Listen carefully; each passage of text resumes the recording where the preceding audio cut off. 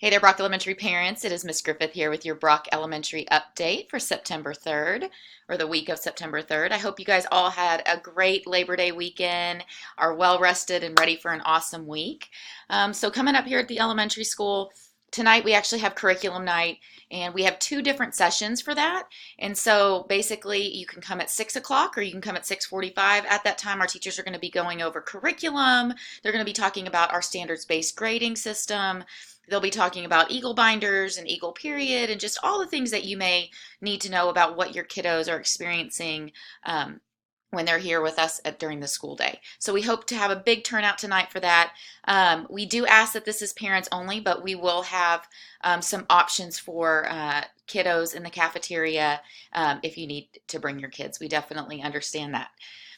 We're also going to have shirts for sale tonight. We're excited to finally have our Brock Elementary shirts. And so here's some pictures of them. We have kind of a lighter blue and then a darker blue. So you can see those right here. They're going to be on sale for $15 until we sell them out. And so they're super cute and hope you can come pick one up.